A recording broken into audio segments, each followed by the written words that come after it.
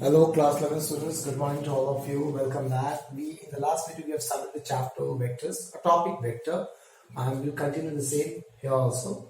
Now, the next topic in that top chapter is resultant vector. Now, what is a resultant vector? Here, the definition you have to study from book. Now, wherever I read this book, what does that mean? NCERT? No. Refresher. Pradeep. उससे पढ़ना है आपको resultant vector का definition. Try to understand the definition. The definition says like this. Resultant vector of two or more vectors. For example, we have two or more vectors like this. Okay, all the vectors are. There are three vectors A, B, C. If I say vectors, for example, there are three forces F1, F2 and F3. ऐसा कहते हैं तीन vectors है. तो vectors मतलब क्या? See, vectors vector मतलब vector quantities, force, acceleration, velocity, all those things. For example, there are three forces. Okay, they are acting at a point. Okay, and these three forces all together move this point from here to here. इस body को जो यहाँ पे point में है उसको यहां से हम मूव कर रहे हैं. Okay, now instead of these three, if single force exactly move the same body from exactly with the same distance in the same direction, then what is this? This is the resultant of these three. मतलब ये तीनों ने मिलके जो काम किया, इस body को यहां से यहां लेके गया इस डायरेक्शन में, अकेले इसने उतना ही काम किया उतनी ही डायरेक्शन में, उसी डायरेक्शन में. Then what is this? This is the resultant of this three. मतलब सवा शेर, शेरों का शेर, सबका बाप, hero is the resultant of all the गुंडास. सब गुंडे को अकेला मारता है ना. Okay, so something like that. Okay, so you understand theoretically, practically, not theoretically, practically what's the meaning of resultant vector. अब इसको मैं definition में बोलता हूँ. Resultant vector of two or more vectors is that vector which produces the same effect in same direction as is done by the vectors all together.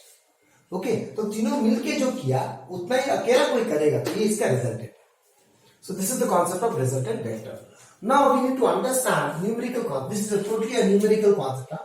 How to calculate resultant, and this is a very important hardcore concept which we will be using mostly in class 12. Her topics में ये concept use होगा. So you cannot afford to forget in class 12. because in class 12 इसे repeat नहीं करवाऊंगा. अच्छे से पढ़ोगे हाँ. So numerical concept क्या है? How to calculate resultant vector. There are different ways. उन बेस को देख के हमें समझ में आता है कि रिजल्टेंट वेक्टर को कैसे कैलकुलेट करेंगे. सो रिजल्टेंट वेक्टर मतलब वेक्टर नहीं, all the vector quantities, force, acceleration, whatever we study here, it is applicable to every vector quantity, force, acceleration, velocity, displacement. Okay, everywhere we will use this things. Okay, सबसे पहला इसके अंदर straight line case, case A. इसके अंदर first case A, one body is, this is a vector, not body, this is a vector whose magnitude is this much and another vector whose magnitude is this. That is B vector का magnitude बड़ा है. देखो length बड़ा है, थोड़ा और बड़ा बना देते हैं. Okay, and they are in same direction. Okay, now before doing these things you need to understand a basic law. Okay, a basic law is that एक law follow करते हैं. The law is that magnitude of two or more vectors, okay, magnitude याद रखना, can be added only if in same direction. बस इसी चीज को दिमाग में लगा के काम करेंगे. ठीक है ना. दो और मोर वेक्टर्स का मैग्नीट्यूड ऐड करने के लिए उनका डायरेक्शन सेम होना बहुत जरूरी है, नहीं तो वो ऐड नहीं होगा. Okay, now this is one vector A vector, this is one vector B vector. I am saying magnitude of A vector is A and magnitude of B vector is B. मान लेता हूं और ये नहीं लिखता हूं, चलो कोई फर्क नहीं पड़ता. Okay, now what is the resultant? Since both vectors are acting in same direction then the resultant will be also in this direction only. Okay, क्योंकि ये दोनों सेम डायरेक्शन में है तो रिजल्टेंट भी इसी डायरेक्शन में होगा. And magnitude of resultant will be equals to magnitude of addition of magnitude of both vectors. Why we can add magnitude? Because they are in same direction. as well as r vector equals to I can write a vector plus b vector. तो ये भी लिख सकता हूं और उनके magnitude को भी ऐड कर सकता हूं और वेक्टर्स के फॉर्म में भी ऐड कर सकता हूं. ठीक है, लेकिन अगर ये कुछ ऐसा हो जाए केस बी, यहां पे ए वेक्टर है और यहां पे बी वेक्टर है, okay, they are not in same direction, they are opposite direction, तो इस केस में आर वेक्टर को मैं A vector plus B vector लिख सकता हूं, but magnitude of R vector को magnitude of A vector plus magnitude of B vector नहीं लिख सकता, दे आर नॉट इक्वल, ठीक है, because they are not in same direction, that magnitude can not be added. ऐसे case में क्या करना पड़ेगा, magnitude of A vector will be equal to बड़े वाले का मैग्नीट्यूड माइनस छोटे वाले का मैग्नीट्यूड, बड़ा वाला कौन सा, ये बड़ा वाला है, इसका मैग्नीट्यूड माइनस इसका मैग्नीट्यूड, और ये रिजल्टेंट वेक्टर का डायरेक्शन किधर होगा, बड़े की तरफ, wait be directed towards bigger vector, that means resultant vector किधर होगा, इस तरफ होगा, कहां दिखाऊं, इधर दिखाता हूं, इस तरफ होगा, कहां दिखाऊं ना भाई, तो इस तरफ होगा, दिस इज आर वेक्टर, ये दोनों था, इसका नेट इस तरफ है, किसकी तरफ, बड़े वाले की तरफ, clear, from the figure only we can understand which is bigger one, b, because arrow का लेंथ ज्यादा है ना, so this is a bigger vector, this is small vector, clear, okay, इसी के अंदर चलो केस 3 करते हैं, where केस C, जहां पे तीन वेक्टर्स है, मान लो ये है a वेक्टर, ये है b वेक्टर एंड ये है c वेक्टर, ओके, अब क्या करूंगा, इन केसेस में क्या होता है, अगर वेक्टर फॉर्म में लिखना हो तो we can write directly like this, A vector plus B vector plus C vector, vector form में लिखना हो तो लिख सकते हैं, लेकिन अगर मुझे मैग्नीट्यूड के साथ काम करना है, so magnitude can be added only when they are in same direction, here they were same direction, that's why we can add the magnitude, okay, think about this magnitude part, here we cannot add magnitude because it is opposite direction, so what we do, बड़ा minus छोटा, the बड़ा is this, so when we talk about magnitude, what you have to do, first तुम इसको ऐसा लिख सकते हो, ये दो are in same direction, so we can add them, mod of A plus mod of B, इन दोनों को ऐड कर सकते हैं, क्यों ऐड कर सकते हैं, because they are in same direction, and now we are this mod of C, now we need to check mod of C बड़ा है कि इनका एडिशन बड़ा है, ओके, तो इनका एरो, ये इनका एडिशन इससे बड़ा होगा कि छोटा होगा, that is no guarantee, so now there are two cases, if mod of C vector is more than mod of A plus mod of B. So try to understand ना, initially we have 3 vectors, vector form में कोई tension नहीं है, समझना है magnitude के साथ क्या करते हैं, तो जब 3 वेक्टर्स है, ओके, तो पहले इसको 2 वेक्टर में कन्वर्ट किया, कैसे किया, ये दोनों सेम डायरेक्शन को ऐड कर दिया, तो this becomes 1 vector, so 3 vectors is converted in 2 vectors, now this case, opposite case, तो बड़ा माइनस छोटा करेंगे, For opposite case, we need to see now which one is more, which one is smaller. Then बड़ा minus छोटा करेंगे magnitude के, तो वैसे हमें चेक करेंगे, तो now which one is more and which one is less, we don't have any idea, तो वो तो क्वेश्चन टू क्वेश्चन चेंज होगा, तो यहाँ पे मैं मान ले रहा हूँ कि मान लो ये बड़ा है इससे, okay, then what is resultant magnitude, बड़ा माइनस छोटा, mod of A plus mod of B, ठीक है, एंड डायरेक्शन किधर होगा, आर का बड़े की तरफ, बड़ा सी है, नाउ इफ ऐसा भी तो हो सकता है ना, बड़ा a प्लस बी हो is greater than C vector, magnitude of C vector, magnitude, हाँ, try to understand, we are dealing with magnitude, instead writing mod of A we can write a b, लेकिन शुरू में बताना पड़ेगा mod of a is a, mod of b is b, mod of c is c, then we can write a b c form, okay, now here this is more, then what is magnitude of r vector, बड़ा minus छोटा, always bigger one minus smaller one, and where is the direction, bigger one, towards bigger one, which is the bigger one, that means this side, you understand, boss, okay, this is all about the straight line case, okay, now if I talk about 2 vectors making angle, तो वो तो हुआ straight line case, अब मैं बात करता हूं 2 vectors, only 2 vectors, this concept is valid only for 2 vectors making angle, for example A vector is here and B vector is here. They are making angle theta. Now, one very important part. This angle theta is considered in such a way that both the vectors should go outward or both the vectors should go inward. ठीक है ना? If one vector is outward and one vector is inward, then this is not the theta. सब कुछ लिख के रखोगे ऐसे, हाँ? Okay. Then how to find resultant?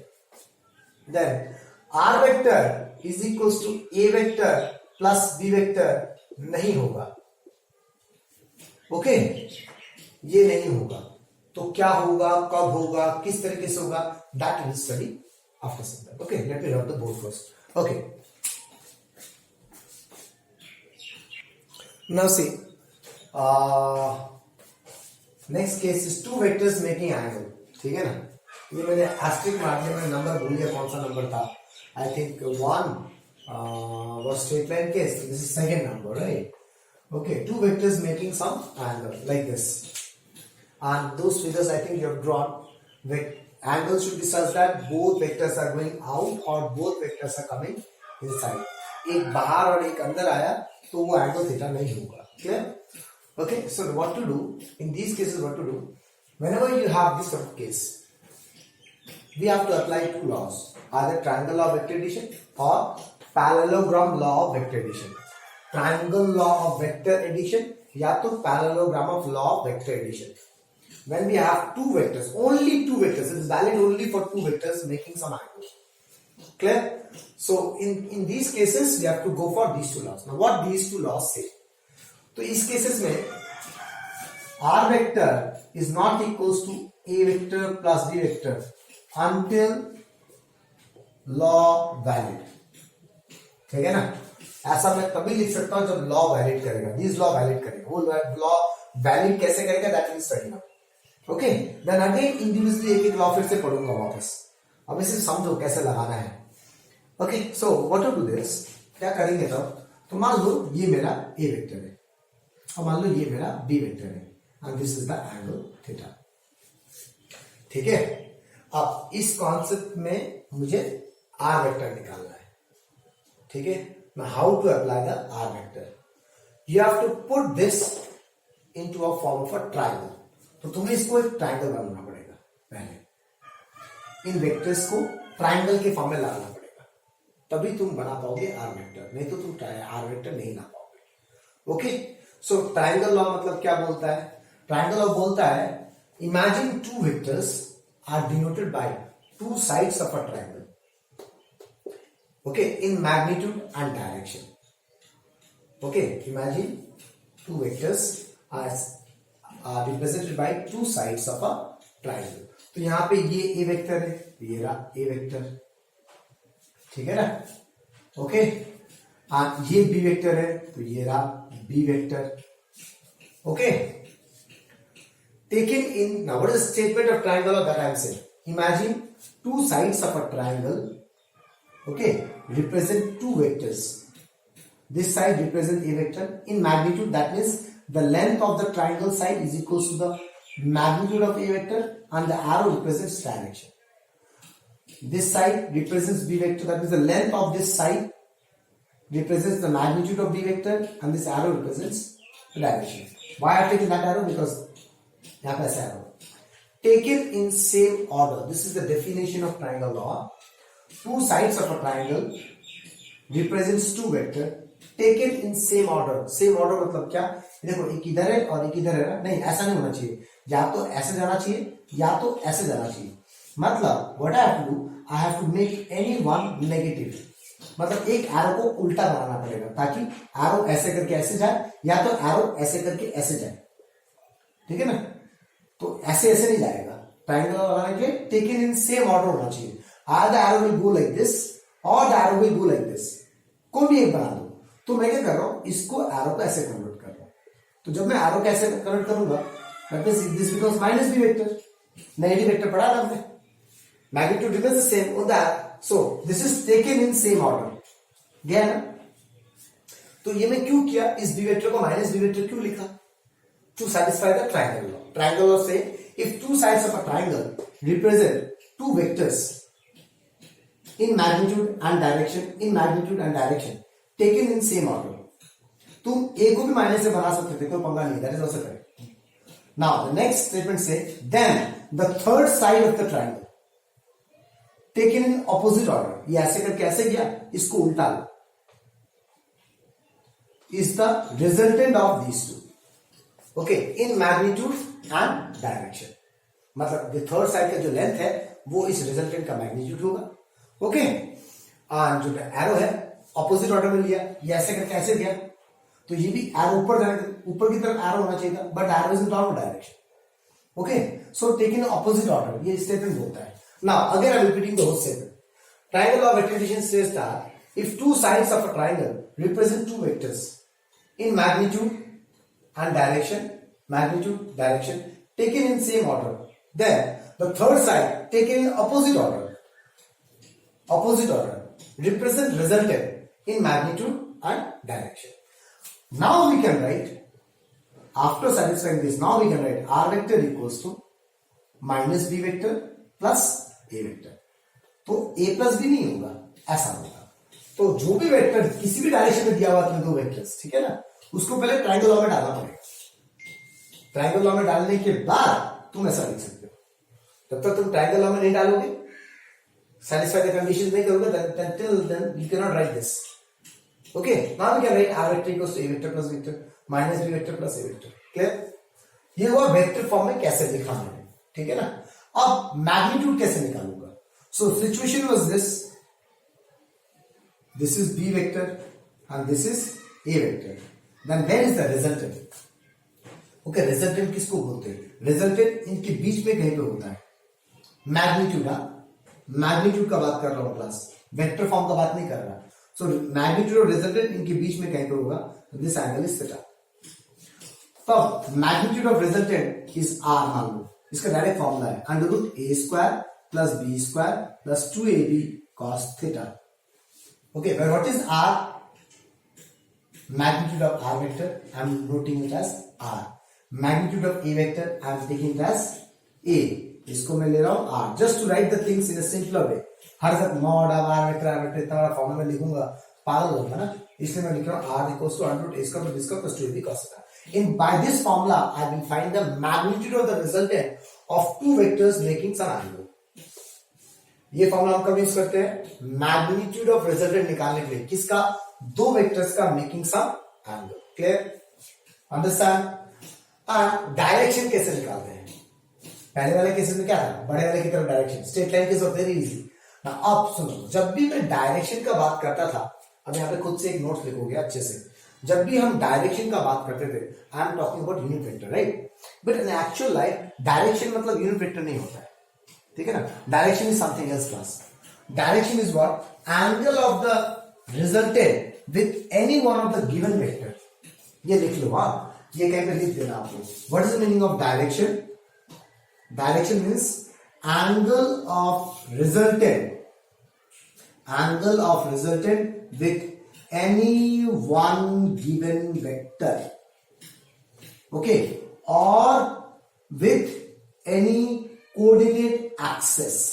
अगर given vector नहीं है तो, in case no given vector,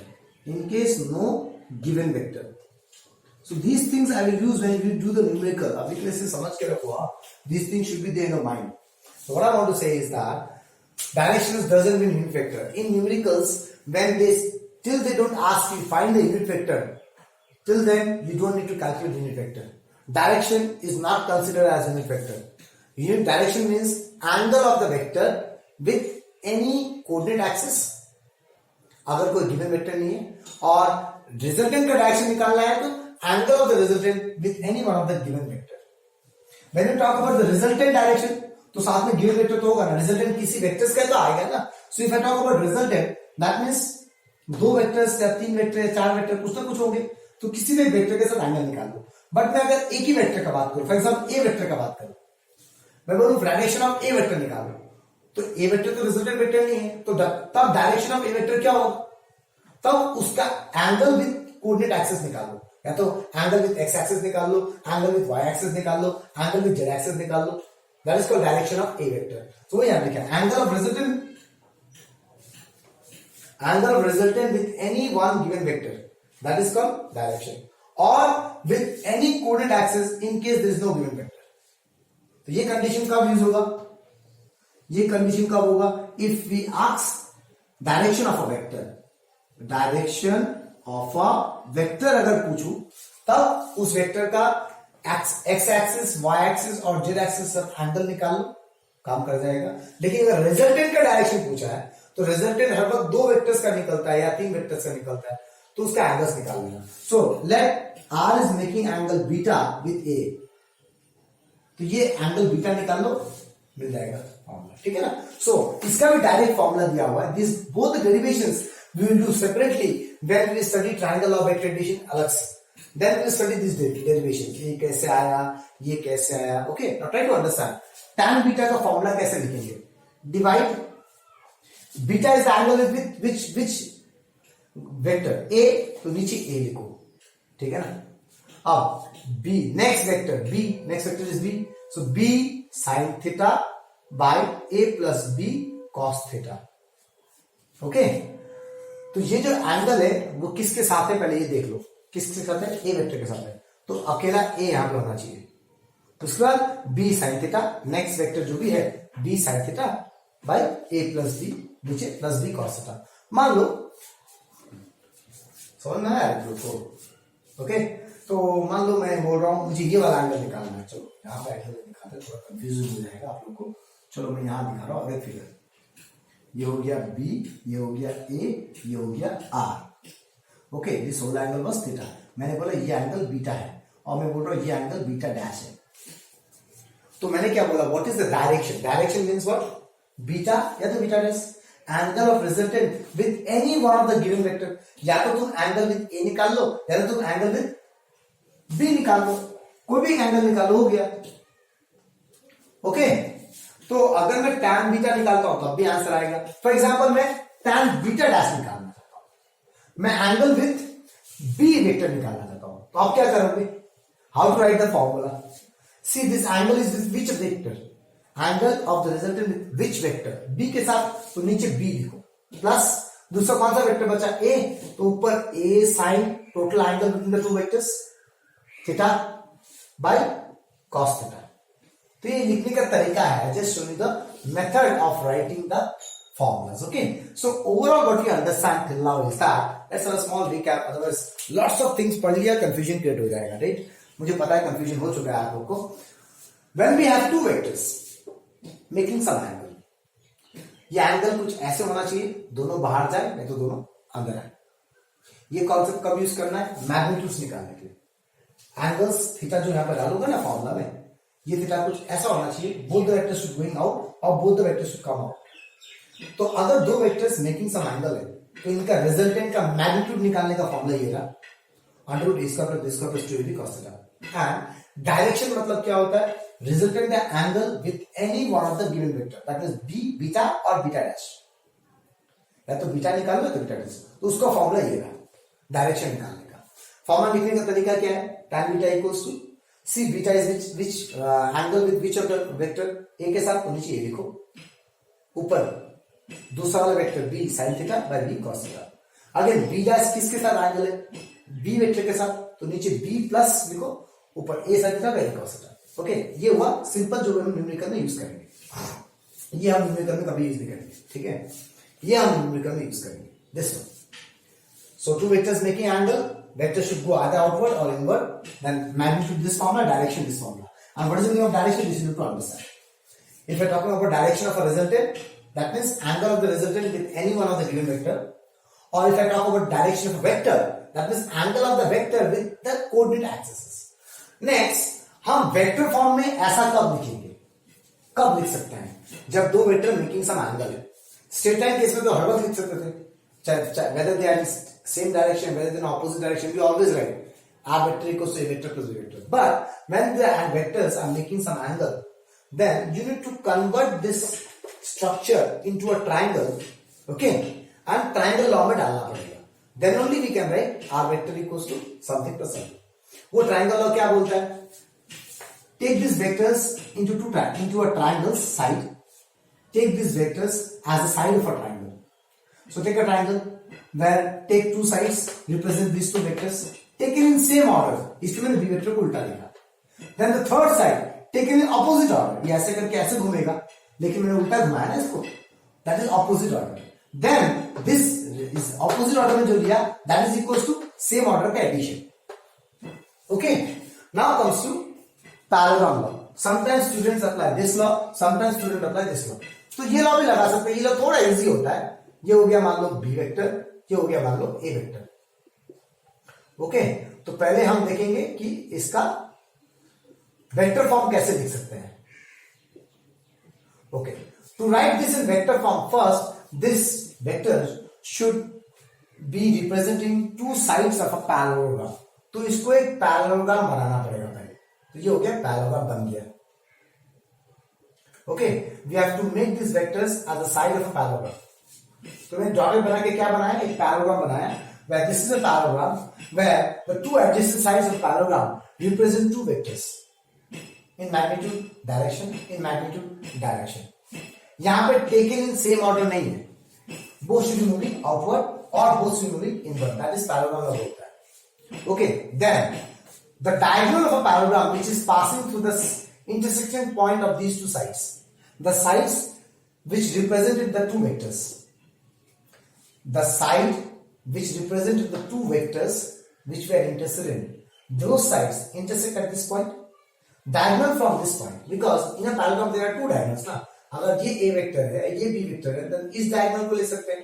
तो ये डायगोनल लेंगे, क्योंकि पैरेललोग्राम लॉ बोलता है वो वाला डायगोनल लेना है जो इन दोनों वेक्टर को रिप्रेजेंट करने वाला जो साइड है ना, उन साइड से इंटरसेक्ट करता हो, मतलब ये वाला डायगोनल लेना है. Clear? Then this diagonal represent R vector. तो जब तुम किसी वेक्टर को इस कंडीशन में डाल दोगे, then we can write R vector equals to A vector plus B vector. अब मैं लिख सकता हूं इसको, because satisfy the parallelogram law. So what the parallelogram law से, two sides of a parallelogram represent two vectors in magnitude, but the length of a parallelogram side is equals to magnitude of a vector and direction in magnitude and direction. Two sides represent two vectors such that they are going outward or they can come inward. Then the diagonal which is passing through the intersection of these two sides represents the resultant. Then we can say r vector equals to a vector plus b vector. Clear? Clear? तो ऐसा कब लिखेंगे, जब इस फंडा में काम करें. तो इसमें मुझे माइनस करने की जरूरत नहीं पड़ा ना. ओके, अब रिजल्टेंट मैग्नीट्यूड भी कब करेंगे, ये पूरा चीज सेम रहेगा, यहाँ सब कुछ सेम. मतलब ये हो गया b और ये हो गया a.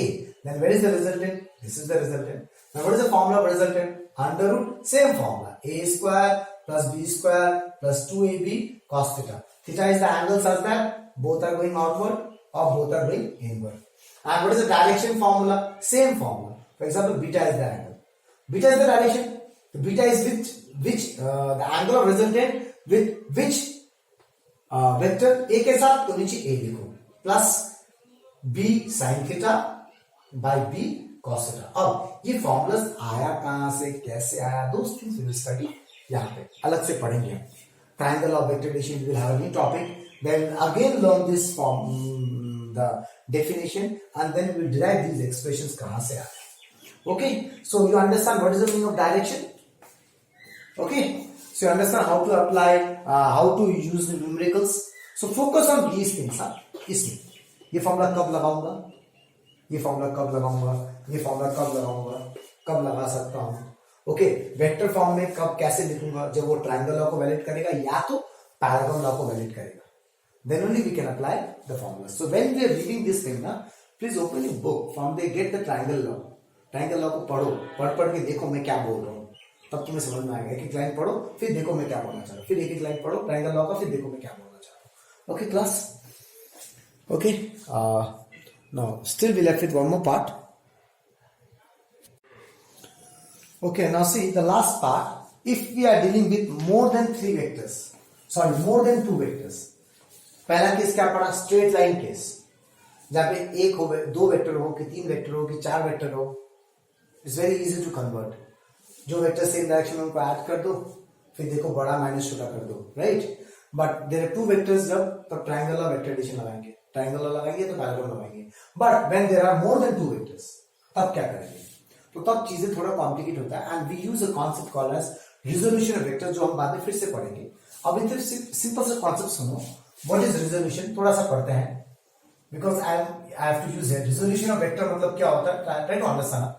If this is a vector a whose magnitude is a and it is making angle theta with this line, then what is the component of a towards this direction, a cos theta, and what is the component और A cos theta से जो perpendicular होगा that will be A sin theta. ये क्या है, ये क्या है, ये एक्चुअली क्या है, सुनो, ये एक्स एक्सिस है, वाई एक्सिस है, ठीक है ना।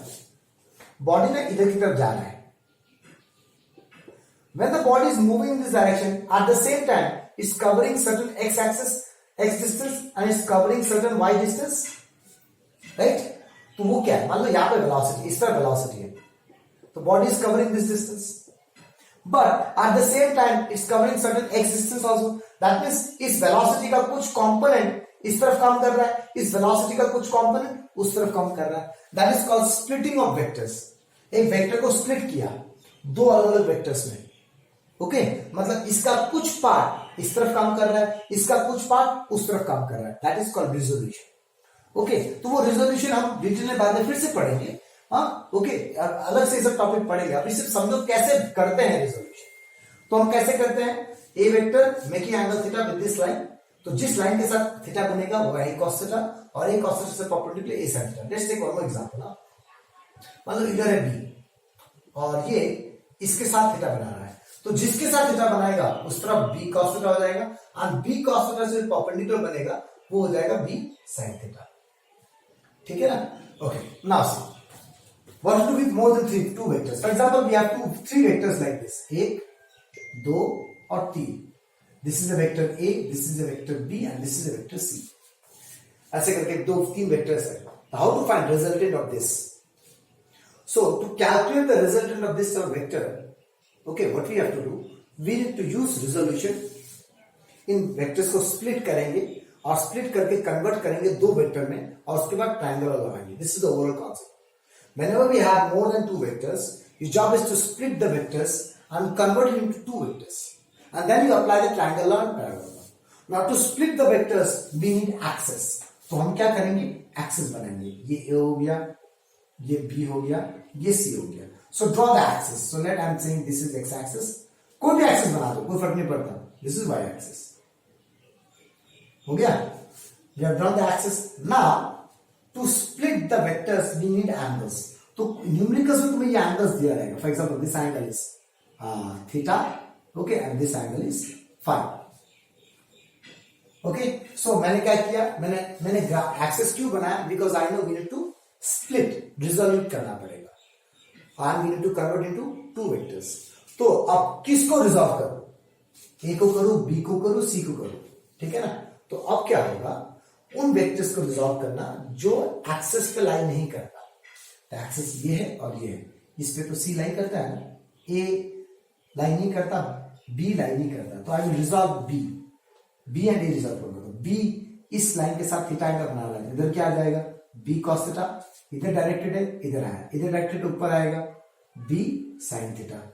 ये समझ में आया। सिमिलरली इस तरफ ए है ना, so we need to resolve which vector which are not in axis, not on axis, ये और ये एक्सिस पे नहीं है, तो इसका रिजोल्यूशन इस तरफ थीटा के साथ एंगल है b cos थीटा, इसका इस तरफ b sin थीटा, इसलिए इसका इस तरफ a cos phi, इस तरफ a sin phi, जिसके साथ एंगल बनाता है वो cos होता है, और cos के ऑपोजिट परपेंडिकुलर, cos के परपेंडिकुलर sin होता है, ठीक है ना।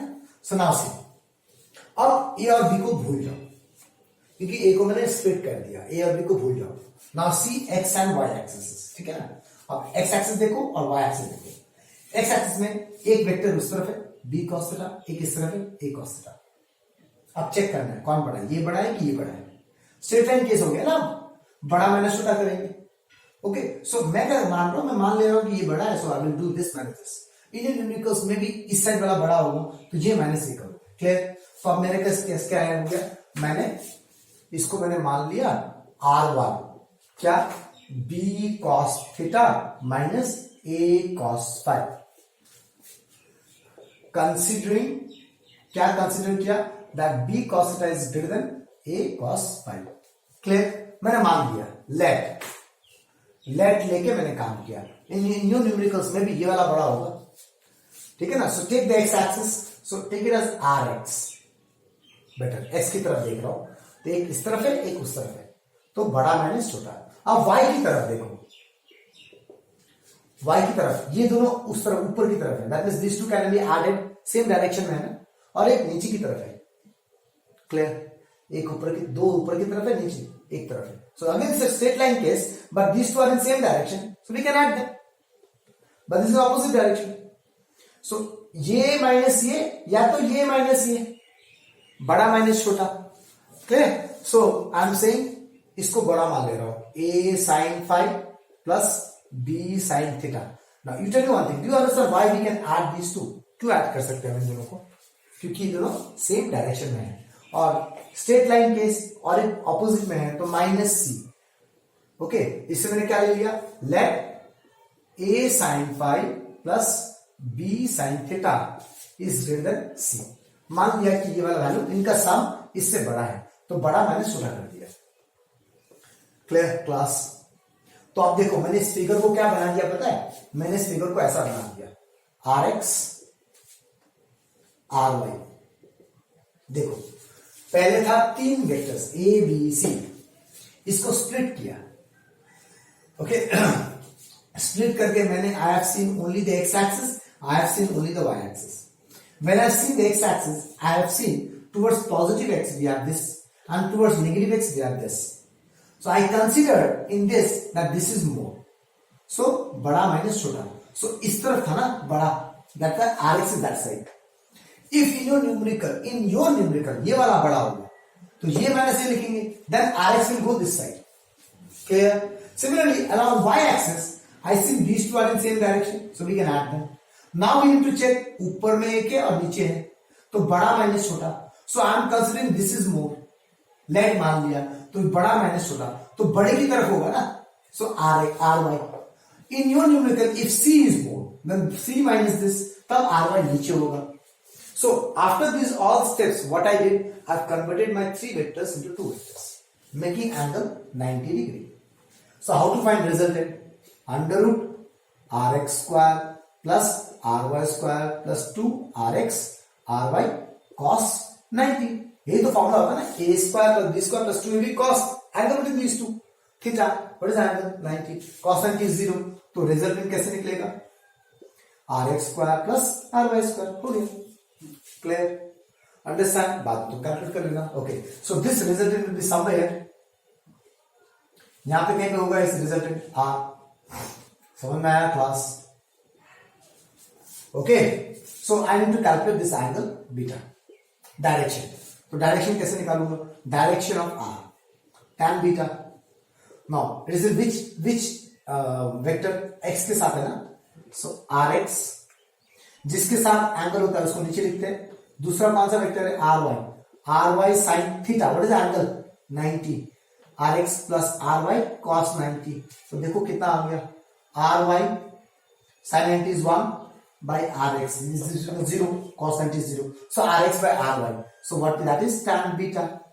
तो बीटा क्या होगा, हम न्यूमेरिकल्स में ऐसा लिख के छोड़ देंगे, tan inverse whatever after solution you got, you write that down. खत्म. When this tan go, this is not in the syllabus, just you have to understand that we have to write the answer in this format at there. So you understood, when we deal with vectors more than 2, so when we deal with 2 more than 2, now these questions you will not find in normal board books, okay? You will find in SC Verma's, the questions related to this type of things. Okay, and in class 12, you need this thing. Again and again, every time you need these things in class 12 books. Okay, class 12 में जब syllabus करेंगे तब ये सब चीज बाबा use होगा. And these are things are not there in the book. Neither they are in the refresher. So try to understand it very nicely, each and every concept. Okay, you understand? When we have more than 2 vectors, your job is to use the concept of resolution, split the vectors and convert into 2 vectors. Now, for splitting of vectors, we need axes. So we draw the axis. Next, which vectors to split? The vectors which are not on the axis. So A and B are not on the axis. So I'm splitting B इस तरफ B cos theta, इस तरफ B sin theta. इस तरफ B cos theta क्यों? क्योंकि angle theta इसके साथ है ना, तो जिसके साथ थीटा एंगल लगा होता है उसमें cos जाता है. Okay, similarly A cos phi, A sin phi. Now after splitting, forget about A and B. जिसको split किया उसको भूल जाओ. Now check out only x and y axis. Along x, I can see 2 vectors. Check करो कौन सा बड़ा है कौन सा छोटा है. तो बड़ा माइनस छोटा करो और rx का डायरेक्शन बड़े की तरफ होगा. इनमें फिर चेक करो कौन बड़ा है, ये दोनों को ऐड कर सकते हैं सेम डायरेक्शन में. कौन बड़ा है, ये बड़ा है कि ये बड़ा है. फिर बड़ा माइनस छोटा करो और डायरेक्शन बड़े की तरफ कर दो. तो यहाँ पे मैंने बड़ा इसको माना है, यहाँ पे मैंने इसको बड़ा माना है, तो बड़ा माइनस छोटा डायरेक्शन बड़े की तरफ. यहाँ पे मैंने एलो एक्स किसको बड़ा माना है, तो बड़ा मैंने सोचा डायरेक्शन बड़ी की तरफ. सो वी हैव कन्वर्टेड, यहां से यहां तक मैंने क्या किया, I have converted my 3 vectors into 2 vectors rx and ry. Now we know what to do. 2 vectors making some angle, we use triangle method. Clear? Crystal clear class. That's all for this video. Okay. Thank you very much.